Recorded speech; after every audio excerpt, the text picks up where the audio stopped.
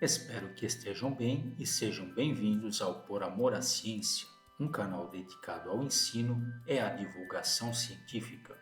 Hoje falaremos um pouco sobre os espelhos e as aplicações e os usos deles na ciência, no dia a dia e nos vestibulares.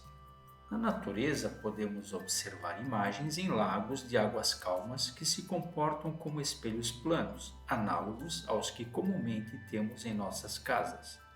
No dia a dia, utilizamos espelhos curvos convexos para ampliar o nosso campo visual em retrovisores, em estabelecimentos comerciais, em portas de garagens, em obras de arte como o Chicago Beam. Os espelhos côncavos também têm inúmeras aplicações e são utilizados por dentistas e esteticistas para obter imagens ampliadas. Também podem ser utilizados em inúmeras aplicações tecnológicas, como, por exemplo, os fogões solares e em telescópios bastante sofisticados. Vamos estudar as leis da reflexão em espelhos. Inicialmente, consideraremos um espelho plano, que será representado por este símbolo. A reflexão da luz ocorre nesta parte, que é lisa. Um raio luminoso incidente no espelho formará com a reta normal a ele o ângulo de incidência I, enquanto o raio refletido formará o ângulo R. A segunda lei da reflexão afirma que o ângulo de incidência é igual ao ângulo de reflexão, I igual a R. Já a primeira lei da reflexão afirma que o raio luminoso refletido, a reta normal e o raio luminoso incidente estão contidos em um mesmo plano. As leis da reflexão são válidas em todos os tipos de espelhos, como, por exemplo, nos planos, nos espelhos esféricos côncavos e nos espelhos esféricos convexos. Vamos entender as imagens associadas a espelhos planos. Podemos ver a bailarina e a imagem dela no espelho plano e gostaríamos de representar essa situação, que é a realidade, de forma simplificada por um modelo físico. Faremos isso utilizando um símbolo que representa o espelho e na frente dele colocaremos um objeto.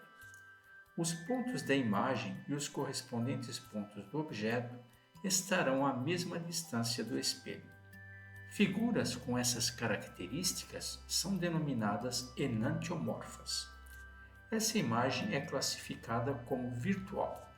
Discutiremos melhor essa classificação quando estudarmos as imagens em espelhos esféricos. Vejamos este exemplo. A imagem da inscrição Física Linda aparece invertida na horizontal. Agora queremos entender as imagens obtidas com espelhos esféricos. Eles serão representados por símbolos análogos aos utilizados no caso dos espelhos planos. Vamos iniciar apresentando alguns conceitos geométricos associados a esses espelhos. Começamos definindo o eixo principal e na intersecção dele com o espelho temos o vértice V. O espelho tem centro de curvatura C com raio de curvatura R.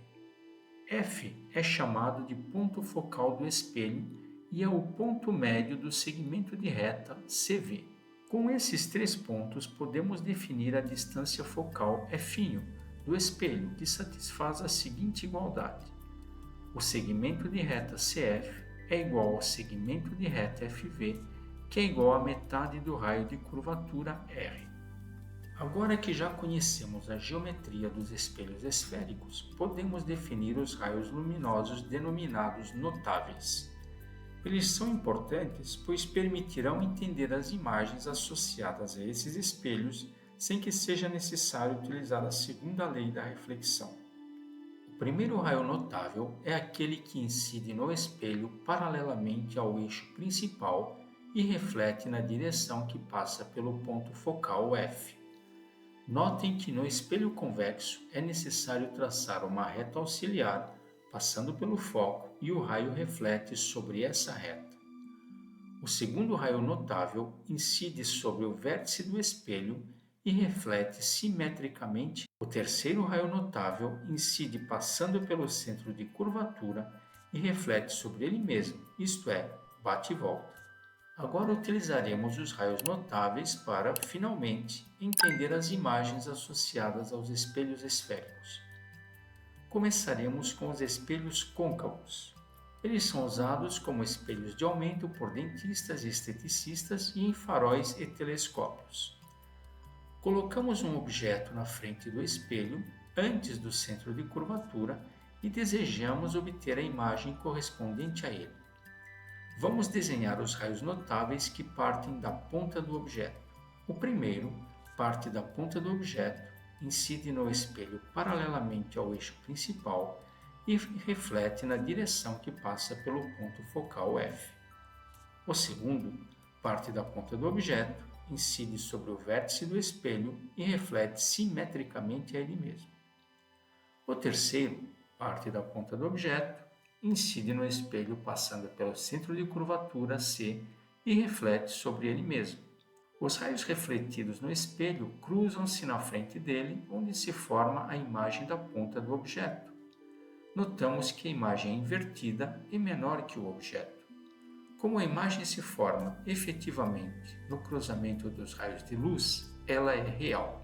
Portanto, essa imagem é classificada como real, invertida e menor que o objeto. Se a posição do objeto for mudada em relação ao espelho, essa classificação da imagem irá mudar e precisaremos de mais desenhos para classificar todas as possibilidades de imagens associadas aos espelhos côncavos. Se agora colocarmos o objeto sobre o centro de curvatura e traçarmos novamente os raios notáveis, vamos obter uma imagem real, invertida e do mesmo tamanho que o objeto. Aproximando ainda mais o objeto em relação ao espelho, colocando-o entre o centro de curvatura e o ponto focal e traçando os raios notáveis, obtemos uma imagem real, invertida e maior que o objeto. E agora, se o objeto for colocado sobre o ponto focal, algo inusitado acontece. Os raios luminosos refletidos tornam-se paralelos e a imagem é classificada como imprópria. Para finalizar o estudo das imagens, vamos colocar o objeto entre o ponto focal e o vértice, isto é, bem próximo do espelho. Nessa situação, os raios luminosos refletidos divergem. No entanto, os prolongamentos deles são convergentes e a imagem forma-se nessa intersecção deles. Como há prolongamentos de raios luminosos na intersecção, essa imagem é virtual. A imagem é, portanto, virtual, direita e é maior que o objeto. É assim que funcionam os espelhos de dentistas, de maquiagem e de esteticistas. Vamos assistir ao vídeo do professor Edwards, no qual ele é o objeto que se aproxima do espelho, mostrando a ocorrência de todas essas imagens.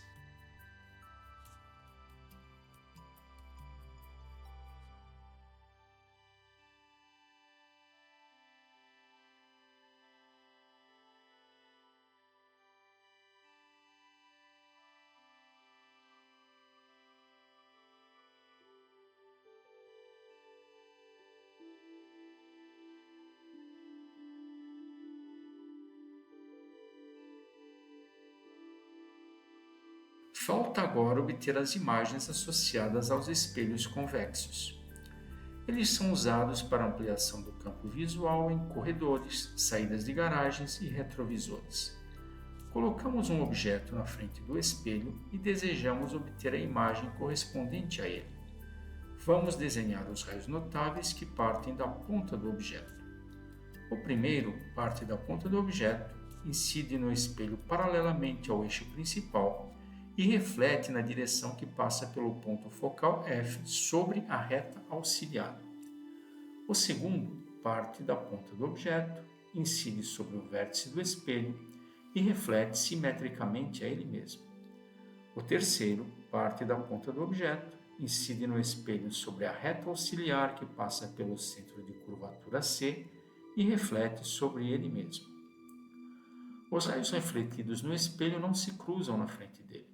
Cruzam-se, no entanto, no cruzamento do prolongamento dos raios notáveis e temos, portanto, uma imagem virtual. Essa imagem é virtual, direita e menor que o objeto. Se a posição do objeto for mudada em relação ao espelho, essa classificação continuará a mesma E dessa maneira, apenas um desenho é suficiente para entendermos as imagens associadas aos espelhos convexos.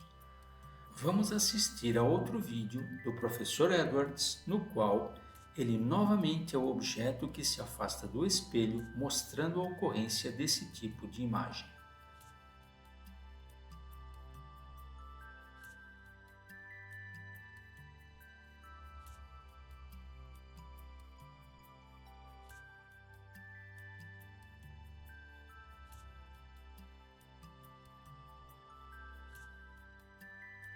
Para finalizar, apresentamos o resumo das imagens formadas utilizando-se espelhos esféricos.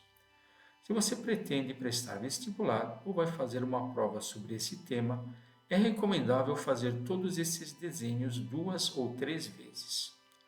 Agradecemos a sua atenção, desejamos saúde e prosperidade a todos e até a próxima. Abraços e muito obrigado.